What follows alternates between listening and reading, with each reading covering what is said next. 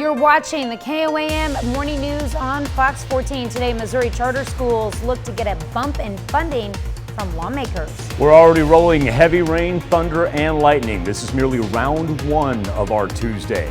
We'll go into round two here from the Skywatch Weather Center. And some people are turning to a more permanent way to remember their loved ones through diamonds. We'll have all that and more coming up. The four states' most watched news starts now. Thanks for joining us for the KOAM Morning News on Fox 14. I'm Tanya Bach.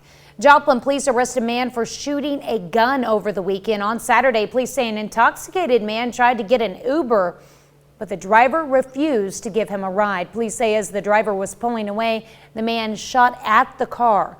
No one was hurt. Officers found an ID on the ground where the shooting happened and tracked the suspect to his home, where they arrested him. A shooting in Joplin leaves one man in the hospital and another one dead. Police say the shooting happened Monday night just after 6 p.m. around the intersection of 5th and South Connor. Witnesses say numerous shots were fired. Authorities are not releasing any names or information about a possible suspect. You can watch for updated information on this case on our website at KOAMnewsnow.com. Several Kansas airports look to get a boost in funds from the U.S. Department of Transportation. The department is handing out grants to airports for repairs and upgrades. 3 of the airports receiving grants are in southeast Kansas. Fort Scott Municipal Airport is receiving $2,070,000. In Iola, the Allen County Airport will get $270,000 and $144,000 going to the Chanute Martin Johnson Airport. Missouri charter schools are set to get a funding increase under legislation passed before last week's deadline. Both chambers passed the bill, which calls for at least $62 million more in funding for those schools per year. Currently, charter school funding is pulled from the local school district's funding based on the number of students who transfer there, as well as some other factors. Under this bill, funding for public schools would remain untouched. It now heads to the governor's desk to be signed into law. Parents can expect the baby formula shortage to last a few more weeks. As the shortage continues, some area parents are searching for alternatives, some of which may not be safe. Social media posts have been circulating offering alternatives to formula, such as goat's milk. And some posts have gone as far as offering recipes for making your own at-home formula. However, a local pediatrician says neither of those is a safe alternative. Goat's milk is low in a lot of key essential vitamins like folate, B vitamins. It's also very high in sodium, and again, that can lead to electrolyte abnormalities, leading to hospitalization and seizures. It can lead to some very severe anemias, and so it is not safe to feed your babies goat milk. State of Missouri has compiled a list of formula alternatives, and we have a link in the story on our website at KOAMnewsnow.com. Moving along, construction begins at the Pittsburgh Community Middle School. The work is part of the bond project passed by voters in January. School officials hosted an event to celebrate the construction kickoff. Under the project, all 4 floors of the middle school will be remodeled, and that includes adding a modern science lab, adding an ADA-compliant elevator, and renovating the school's auditorium. Pretty bad. There's not enough space, and the elevator would be really nice for the extra education, and the theater, we're always having to go to Memorial Auditorium because we can't use it. The bond was approved to cover $16.5 million in cost. It continues the previous mill levies through 2045. Now here's your first daily dose of cute. Take a look at these 3 otters at the Oregon Zoo playing in a bucket of ice. They're so cute. This is Tilly and her 2 adopted pups, Flora and Hobson. All are rescue animals who came to the zoo as orphans who were unable to survive on their own in the wild. Flora was found at a construction site near Gold Beach, and Hobson was found near a golf course in McMinnville. Tilly was orphaned near Johnson Creek in 2009. All 3 otters are also named for local waterways: Flora's Lake, Hobson Creek, and Tillamook River. Pretty sure they would have been fine out in the wild. Pretty sure that we protect them for the protection of other animals. For those of you that don't know, otters are They can be dangerous scavengers. And Michael describes them as necrophiliacs. among other things. And that's not my description. You have to remember, that's from a scientific article, not me. Which needs to be updated because that's a really old. Look what I was smart enough to grab. Ooh. This is our key factor for the morning, folks. Right there. Because for those of you that are already entrenched in it, you picked up already more than an inch of rain throughout southeast Kansas and northeast Oklahoma. Lightning more so along and south of I-44 right now. Eastern edge now creeping through Ottawa, Delaware, into Cherokee County. This is the yellow and the orange is where we've seen the rain come down for easily about the past 2 hours. No flooding concerns as of yet. We still have plenty of more to go here, so that's what we're going to keep our eyes on. I shouldn't say any flooding concerns, no flood warnings or advisories, but that's subject to change as this rain just keeps on coming. Now, this very top part up by Chanute just got on the other side of Highway 400, but everything's going to fall down to the southeast. And so you've got Joplin, Neosho, Pineville, that's what's headed your way, and Miami and Grove and Columbus. You're going to get heavy rain that's about to roll through. As a matter of fact, that's what the impending storm looks like from 7th and Rangeline. Those dark line of clouds just now arriving in about, say the last half hour or so. 64 degrees, we have seen just a little bump up from where we started. A whole bunch of 62s to 64 right now. Even where we do get pretty good rain. I just stepped outside. We're about to get it right here at the mothership. I stepped outside. It's a definitive cool when it first hits, but then there's a nice quick rebound as we still see places like Independence, Neodesha, and Newata that have hit by the rain all morning long, still hovering in the low 60s. Now the weather trend for today, and we're going to get up into the high 70s, if not low 80s. It's going to take a while to get some sunshine, and then we get ready and we re-roll round 2 for tonight. So as this ducks off down to the south, it's going to last till about, let's say the noon hour. Don't leave this morning without that umbrella. So really serious about that. Now, see up here? This is what's developing in the upper plains. It's going to start about, say, over Omaha. And so while we get an afternoon and evening break, when we get into late Tuesday, here we roll round 2. As this thing comes in, more heavy rain, especially for the north and the eastern portion of our counties. Also, too, throw in some high winds and the possibility of even some hail. This is going to last till about, say, 6 a.m. tomorrow in some form or fashion. And that is why we find ourselves as part of the severe thunderstorm risk map. This is that area where we'll first see it originate and then drop down to the south on us. And so remember, even though if you get on the south side of that yellow right there, you're not out of harm's way because that lighter green, that darker green, that still indicates that marginal area. You've almost got to get down into portions of Delaware and Benton County before we get into the lighter green, indicating thunderstorms without the wind or the hail. So we're all kind of locked into this. Now our temperatures are going to be in the 80s even after that rolls through. Continue the 80s with sporadic rain chances for Tuesday and Thursday. Big cold front coming in Friday into Saturday. My goodness, going to drop us about 20 degrees right there as we head into the weekend. Tanya? All right, well, up next, dogs prove to be more than just man's best friend. They can also detect COVID by smell. Later, we've got another dog tale on the way, only this dog detects a missing woman. You're watching the KOAM Morning News on Fox 14. Man's best friend could help detect COVID and higher death rates for poor children in intensive care. Naomi Ruckham has some of the day's top health stories.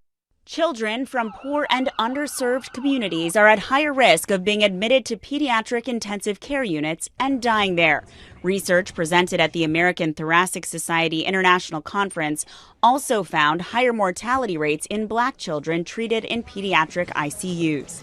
A new study published in Nature Medicine finds e-cigarettes are just as safe as nicotine patches for pregnant women and may help more women stop smoking.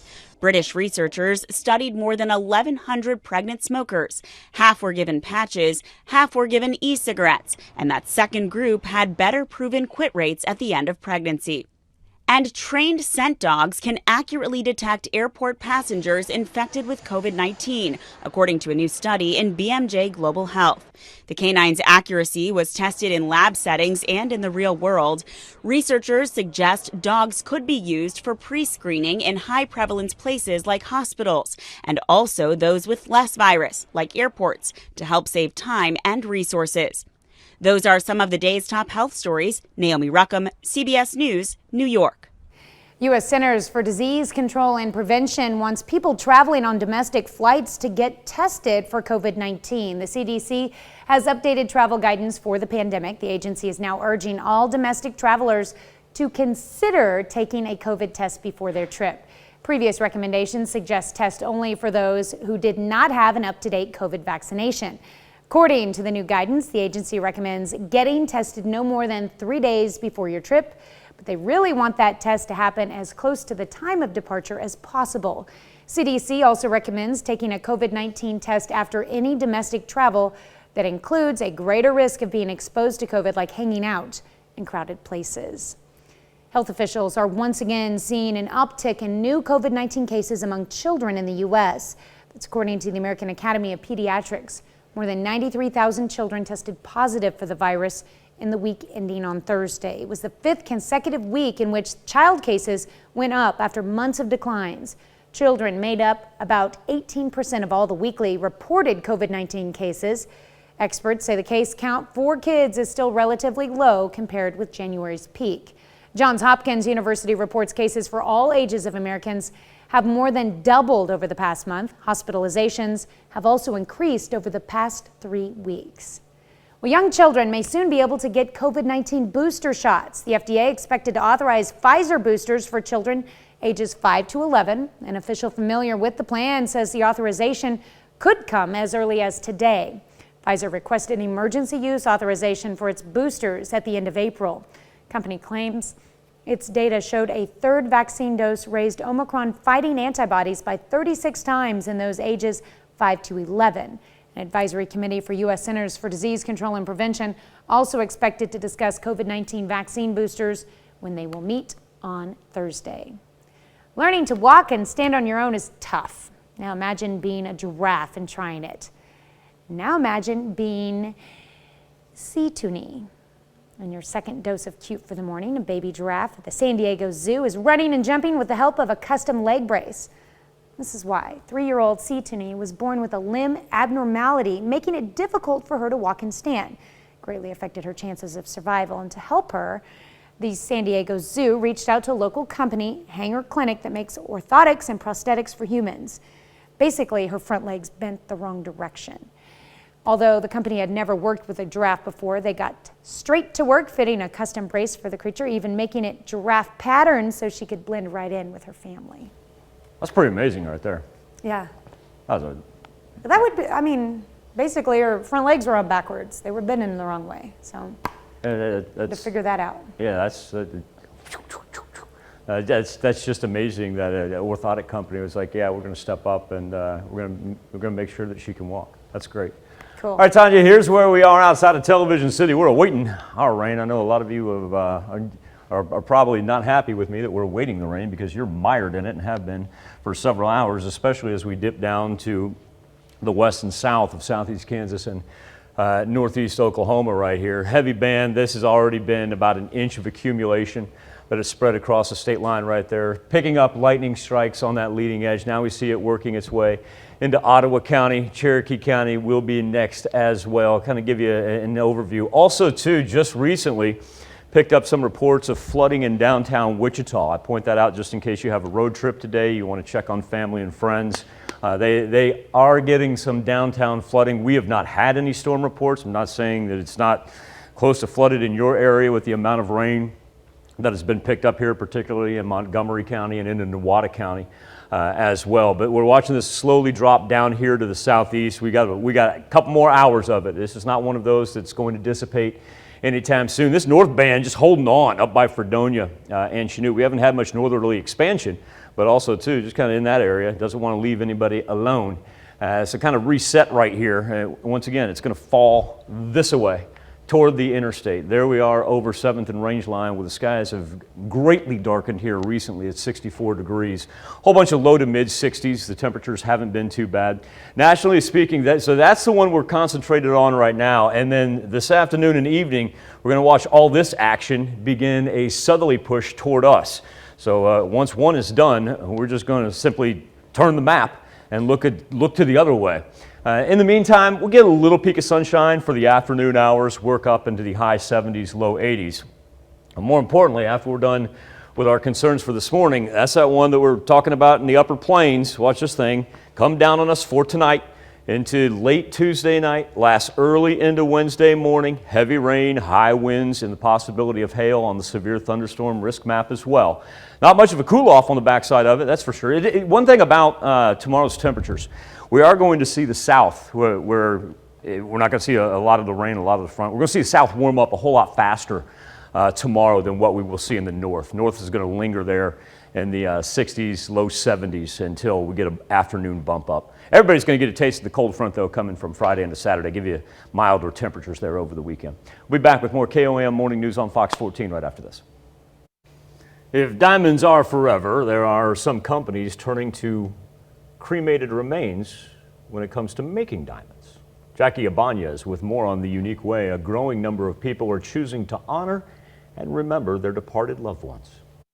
You know the saying, diamonds are forever. Well, for a growing number of people desiring a permanent reminder of the loved ones they lost, companies like LifeGem and Eternova are transforming cremated remains into wearable diamonds. It's a big one. The trend is gaining traction as more Americans choose to be cremated. We were starting to see this breaking of tradition and a lot of consumers moving away from having a traditional burial. Data from the Cremation Association of North America reports cremation became, quote, the preferred end-of-life process in 2016. COVID-19 restrictions also further contributed to the rise, with about 55% of remains in the U.S. being cremated during the pandemic. In the wake of a funeral, which is just a one-day event, you really have something to kind of lean into and to find some brightness. The diamonds are created through a complex process where carbon is extracted from the remains. We have to take our carbon samples and they have to be crushed to a very uniform particle size. Then workers replicate how diamonds are made in nature using intense heat and pressure. It takes anywhere between 9 to 12 months for a diamond to be completed. They can be made in a variety of colors and even from the remains of your pets. The diamonds start around $3,000, far less than the cost of a traditional funeral. Prices go up depending on the size, shape, and color. Jackie Ibanez, Fox News. Somewhere Shirley Bassey is singing, is smiling with the Diamonds Are Forever line. Here's our Skywatch storm tracker with heavy rain, thunder, and lightning. Let's start up in the north and concentrate on this area where in between Fredonia and Independence, we're up past an inch of accumulation.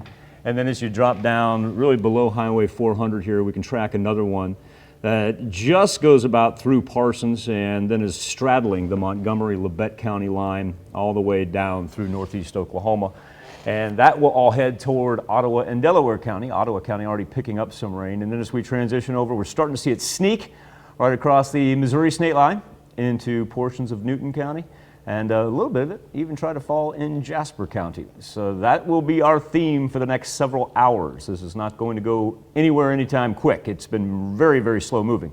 Future track, remember, after we break this one up, we get ready for nighttime activity as it sweeps in from the north and is going to last us all the way through Wednesday morning as well. It's kind of a double barrel bounce of thunderstorm activity for Tuesday all the way into Wednesday. We'll be back with more KOAM Morning News on Fox 14 right after this.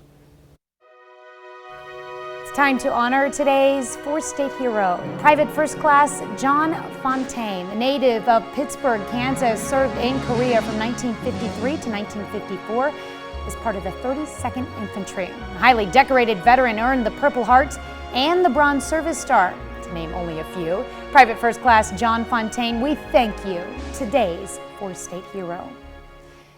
Body camera video shows the moment a woman who suffers from dementia was rescued by a police canine and its handler on Monday in Hillsborough County, Florida.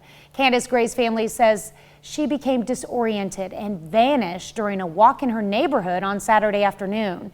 Julie Salamone has the story. Good boy, Tommy. Oh, hey, are you okay? Body camera footage released by the Hillsborough County Sheriff's Office shows a canine named Toby tracking a scent, leading deputies to a woman who had been missing overnight. She was located in a heavily wooded area near the Hillsborough River State Park. We didn't know where to look. We'd already been looking all over. We couldn't find her. Family says Candace Gray never made it home Saturday evening. She was walking from a family member's house and became disoriented. Then this is all a cypress pond out here.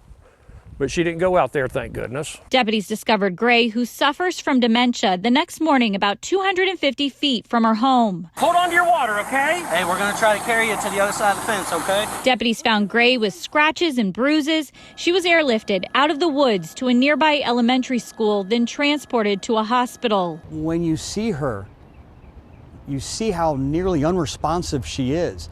How dehydrated she is that she lost her mobility and couldn't even walk on her own accord. There's no doubt in my mind that there wasn't much time left. Gray remains hospitalized but is expected to be okay. After the dog found Candace, then they all dispersed, and there was 8, 10, 12 of them. And there was no way they were just gone. I couldn't thank each and every one of them, but I'd like to now to thank each one of them. Family remains grateful to the sheriff's office that responded and located their loved one 90 minutes later. Goodbye, Toad! Goodbye, Bobby! Another half hour of news and weather is just ahead. Coming up on the KOAM Morning News on Fox 14, we take you to one neighborhood that's seen some not so average neighbors roaming around. And Prince Charles and his wife Camilla make the trip to Canada as part of Queen Elizabeth's Platinum Jubilee. You're watching the KOAM Morning News on Fox 14. We'll be right back. The 4 states' most watched news starts now. Welcome back to the KOAM Morning News on Fox 14. It's currently 7:31. Let's take a look at today's top stories. A newly released grand jury report is highly critical of Oklahoma Governor Kevin Stitt and the state's Pardon and Parole Board. The report says the parole board was so focused on releasing inmates that it cut corners and ignored internal processes, which ultimately led to the release of an inmate who was later charged with killing 3 people. The panel also criticized Governor Stitt for how he appointed board members.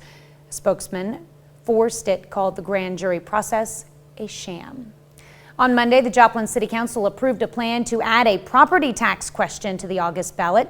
Property tax would be for a rate of $1 per $100 of assessed valuation. It would pay for wage and funding increases for the Joplin Police and Fire Departments, which were also agreed to last night.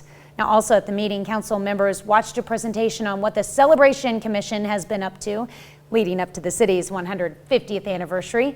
They're working on a promotion themed around the city flower, the iris. The commission is also trying to schedule some concerts, open art history and cultural exhibits, and get special mining camp uniforms for the Joplin High School baseball team. The 150th anniversary will be March 23rd of next year. Some local K-9 units are getting training on different kinds of rescue scenarios. The Quapaw Nation and other K-9 units are training for water and boat search and rescues at Twin Bridges Grand Lake State Park. Training brought in units from as far as North Carolina, Virginia, and Canada. Officials say water and boat search and rescue is a specialized training. Well, in our area, I think waterways is the main recreation, especially in the 4 states. So we found this to be a vital training that we wanted to make happen. We have people from 6 different states right now training with us. Training is open to the public and will run until Wednesday afternoon. Several Kansas airports are getting a boost in funds from the U.S. Department of Transportation. The department is handing out grants to airports for repairs and upgrades. 3 of the airports are receiving grants are in southeast Kansas. The Fort Scott Municipal Airport is receiving $2,070,000. In Iola, the Allen County Airport is getting $270,000. And $144,000 is going to the Chanute Martin Johnson Airport.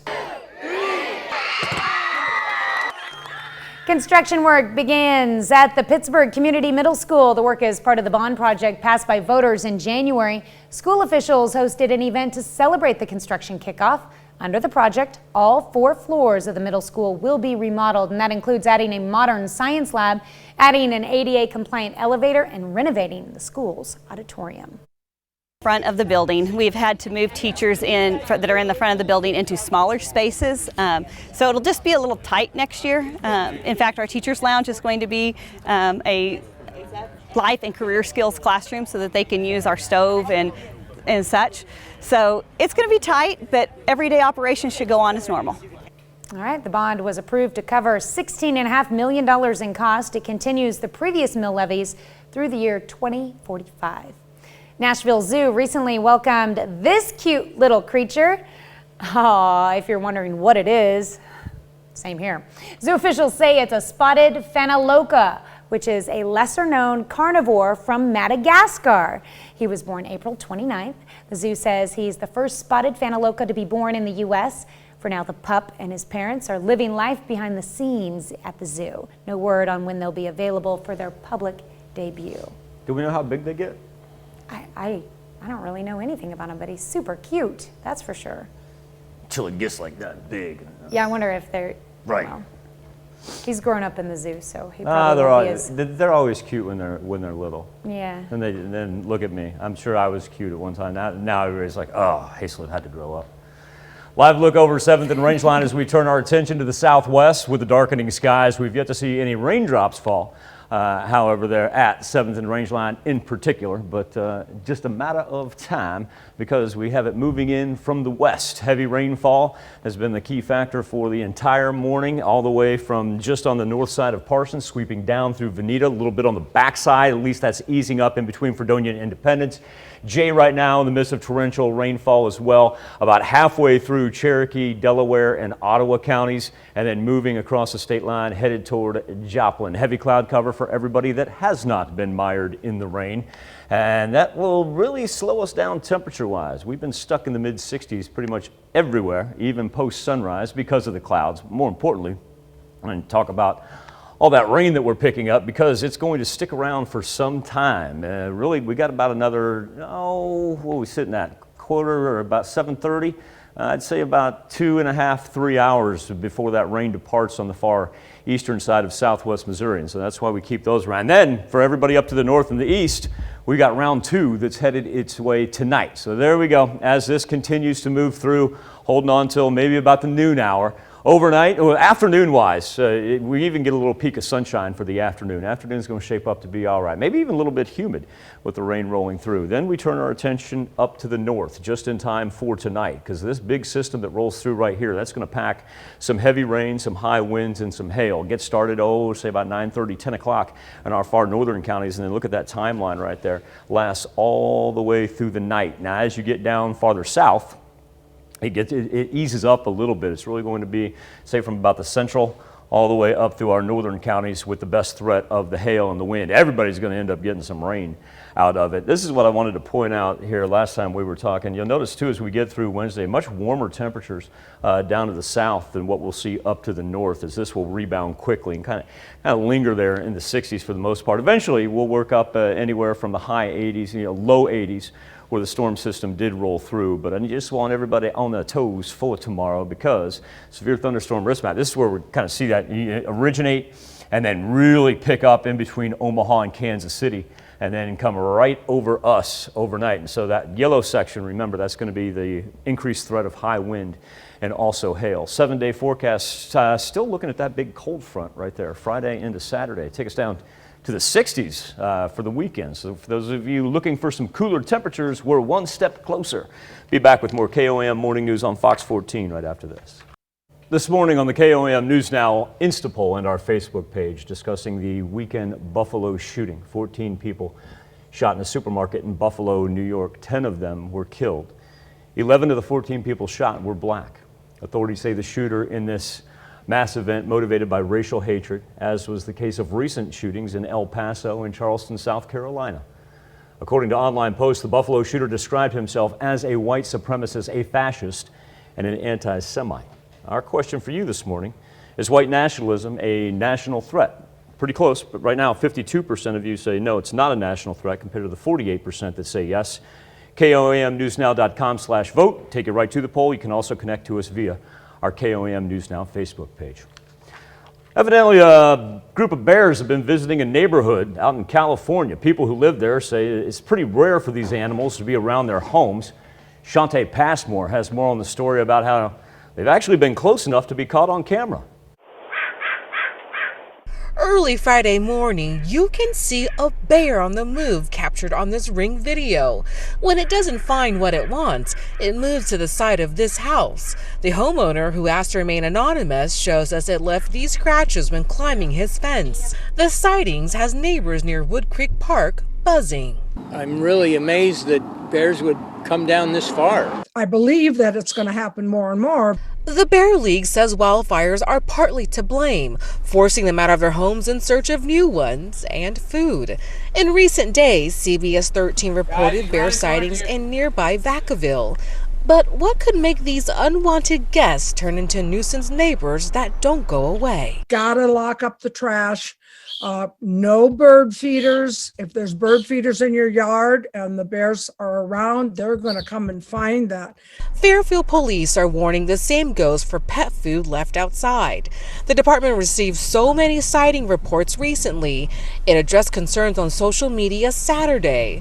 Neighbors say it's a wild encounter they didn't expect. If we were camping, it'd be one thing, but this is new, so I can't imagine how you prepare for something like this. The advice from wildlife experts: don't give them a reason to stay.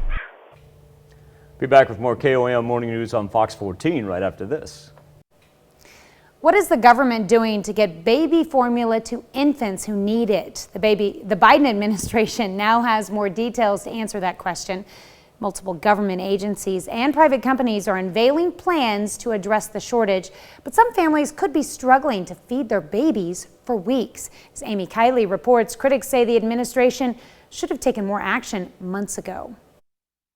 We're doing everything we can 24/7 to work on this. These companies and government agencies say they're employing new strategies to ease the nation's baby formula shortage. The Justice Department has asked a court to approve a consent decree. It would reopen an Abbott formula plant with FDA supervision. February recalls and the closure of that Michigan facility are at the center of the crisis. We're working closely with Abbott to get that plant that was shut down up and operating as soon as possible. Abbott says it could resume operations there 2 weeks after getting the green light, but it'll take weeks more for supply to reach store shelves. The FDA says it's also relaxing restrictions on some baby formula imports. That supply, so long as it's safe, will be able to make it into the U.S. The White House says it's working with other domestic manufacturers to maximize output, and the American Academy of Pediatrics is offering emergency feeding recommendations. It says most babies older than 6 months can have up to 24 ounces of whole cow's milk a day, and those closer to a year can drink toddler formula for a few days. The Pentagon says it's trying to help military families. The Defense Commissary Agency is working to ensure that all orders for overseas and remote stores receive baby formula shipments. Critics say the Biden administration should have acted sooner. It says it did, but when pressed for details, I don't have anything specific for you to point to. I'm Amy Kiley reporting. Babies over 6 months of age can have whole cow's milk. That's the new recommendation from the American Academy of Pediatrics in light of the infant formula shortage in the U.S. The AAP says cow's milk is an option for older babies if formula is not available and the child does not need a specialty formula for allergies or other health needs. The AAP says this is not ideal, but it is better than diluting formula or trying to make it at home. It says parents should limit intake to 24 ounces of cow's milk a day. Toddler formula can be substituted for regular infant formula for babies who are close to a year of age. Well, you can now order more free at-home COVID-19 tests. Good news, the program allows 3 orders of at-home test kits. That's 16 tests total per residential address. Government first started offering the free at-home test in January. They announced a second round available to be shipped out in March, and now a third round of free at-home COVID-19 tests are available for order. Every home in the United States is eligible. Just go online to covid.gov to get yours today. We'll be right back with more after this, but first, let's take a look at the market prices before the opening bell.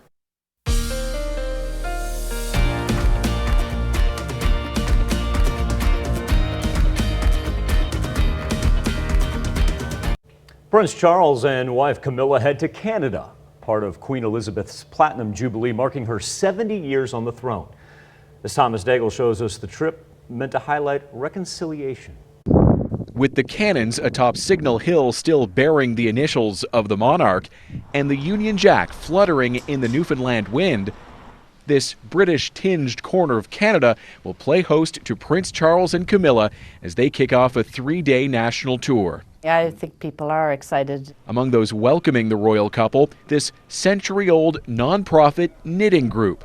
With a royal visit comes plenty of attention, and St. John's will bask in the spotlight. One of the gifts that we will be presenting tomorrow is a replica of the sweater that was made to present to the Queen at the birth of Prince Charles. Police and royal tour planners are mapping out security measures and every step along the way, from the Lieutenant Governor's residence to the old Kitty Vitty fishing village. Charles will visit after a recent poll suggested only a third of Canadians approve of the country remaining a constitutional monarchy with him as king. If Prince Charles and Camilla are coming here now to reinforce Canadians' opinion of the monarchy, I think it's a mistake. The royal couple will walk through this heart garden and pause for a moment of reflection and prayer.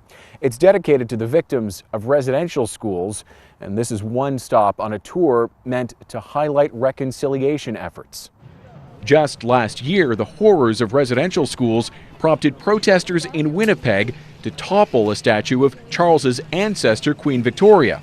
In the Northwest Territories, as in Newfoundland, Charles will meet with Indigenous leaders, including Todd Russell of the Nunatukevoot Community Council in Labrador. There's been a lot of wrong done in the name of the Crown, and there's a lot of good that needs to happen. More than 500 years after Henry VII sent men to these shores, the future king will seek to address wrongs of the past. Still waiting on some raindrops to show up over 7th and Rangeline. Certainly that is not the case for those of you that have been embroiled with thunderstorm activity for really the past couple of hours. Already picked up about 1.25 inches out on the western edges of not only southeast Kansas but also northeast Oklahoma. Heavy band here stretches from Parsons down to Oswego, across the state line into northeast Oklahoma, moving off to the east. We've also got a little bit that made a little forefront away from the original line into McDonald County. And this will continue here for really next several hours. On the backside of it, we're not going to have a whole lot of northerly movement. This will just continue to drop down to the southeast. Let's go back to 7th and Rangeline, where it's 64 degrees right now. We'll actually be able to make it up into the, say high 70s, low 80s, and get a break from the rain this afternoon. But remember, the break is short-lived because coming up tonight, up from the north, here we go. We begin to roll, say about, there we go, 9, 10 o'clock. Creeping into our far northern counties, and this is going to be heavy rain, thunder, lightning, and the possibility of even some hail with that as well. Won't be done with it till about 6 a.m. tomorrow. Then we will be able to relax, go back and work up into the 80s, but need everybody on their toes for the duration of the morning in the south, and tonight into tomorrow morning for the north. Be back with more KOAM Morning News on Fox 14 right after this. Welcome back to the KOAM Morning News on Fox 14. Here's what's happening today. President Biden and the First Lady are expected to visit Buffalo today. The city grieves after the mass shooting that left 10 black people dead at a supermarket. Authorities tell CBS News the 18-year-old white suspect made multiple visits to the store ahead of what they say was a racially motivated rampage, and that he had plans to continue his shooting spree before he was captured. The FDA and Abbott Nutrition have reached an agreement aimed at easing the nationwide baby formula shortage. It spelled out the steps needed to reopen an Abbott plant in Michigan that's been shut down since February. The Biden administration says formula production could ramp up there within 2 weeks. New formula hitting store shelves right after 8 weeks. And the body of Brittany Drexel, the 17-year-old who disappeared while visiting Myrtle Beach, South Carolina on spring break 13 years ago, is found. Officials say a sex offender has been charged with murder, kidnapping, and rape. Roll our morning thunderstorms to the south, and then after a little break in the afternoon, everybody in the north and east Get ready for this thing to sweep through tonight. This thing is looking a tad bit impressive with the amount of rain it's going to be able to throw down, along with the thunder and the lightning, last until about 6 a.m. tomorrow. Then we'll go sporadic rain chances into the middle of the week, and temperature is going to remain in the 80s until we get that cold front that arrives for Friday night and then takes us into Saturday. Well, after a 2-year hiatus due to the pandemic, the Helen Woodward Animal Center's Puppy Prom is back. The 8th Puppy Prom took place in San Diego on Saturday, with puppies who used to be at the center returning alongside other rescue dogs. At the event, puppies' owners had fun creating corsages and boutonnieres for their furry friends and proudly took pictures of their dogs against a classic blue backdrop, complete with fake fluffy clouds and gold stars. Attendees were dressed to impress, vying for the chance to be named prom king and queen. Cat lovers were not forgotten by the center, as owners were able to enter their pets to the online kitty competition for best dressed kitty king and queen. Not gonna lie, I was looking at what we got coming tonight. It's all right. It was cute. Thank you so much for letting us put the good in your morning. Back with more news and weather when we see you at noon. Have a great morning and an even better day.